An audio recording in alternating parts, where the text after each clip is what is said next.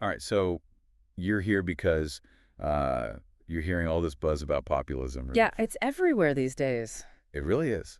Seems Okay. like every time you turn on the news, another headline pops up about a populist leader or a populist movement shaking things up, Mm-hmm. and it's impacting elections, shaping policies. It's kind of a big deal. Oh, absolutely. It's one of the defining political trends of our time. So that's exactly why we're doing this deep dive today. We're gonna, try to unpack it all. Great. What is populism? Is it good, bad, or somewhere in between? How is it impacting democracy, and how is it shaping the way governments are actually doing things? Sounds like a plan.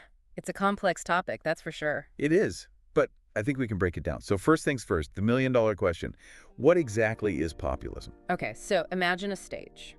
On one side, you have the people, and on the other side, you have the elite. Okay, yeah, I can picture that. Populism basically sets up this central conflict between these two groups. It's all about claiming to represent the voice of the ordinary person, the everyday guy or gal, the ones who feel like they're being ignored or overlooked. Yeah, like their voices aren't being heard. Exactly. And they're pitted against the elite who are seen as out of touch, maybe even corrupt. Okay, I get it.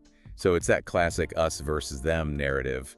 But isn't that kind of simplistic? Yeah. Don't all politicians try to, connect with the people to some extent? Yeah, that's a good point. It's not always black and white, and that's what makes populism so tricky. See, it's not really a rigid ideology like, say, socialism or conservatism. Right. It's more of a political approach. Let's It say can be used by people all across the political spectrum, really. interesting. In fact, some scholars would even argue that it's more of a style or a communication technique than a true ideology. Okay, so like a tool then. Exactly, like a hammer. You can use a hammer to build a house, or you can use a hammer to, break a window. Ooh, I like that analogy. And that's what makes populism so fascinating and potentially dangerous. It all depends on who's wielding it and what they're trying to do with it. Okay, now I'm really curious. Can you give us some concrete examples of populist movements? I mean, things that, everyday people would recognize. Oh, absolutely. And they're way more diverse than you might think.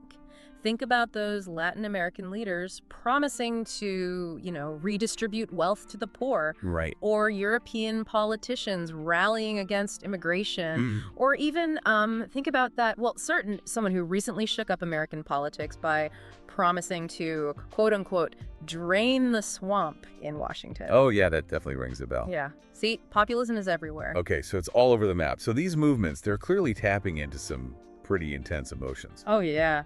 What is it about populism that makes it so appealing to certain groups? Well, often it's because these movements tap into real anxieties that people are feeling. Makes sense. Think about, say, a factory worker who loses their job because of globalization, or a family that's struggling to make ends meet. They're working hard, but they're barely scraping by. Right. While at the same time, they see the rich getting richer. These people are naturally looking for answers. They want to know who to blame.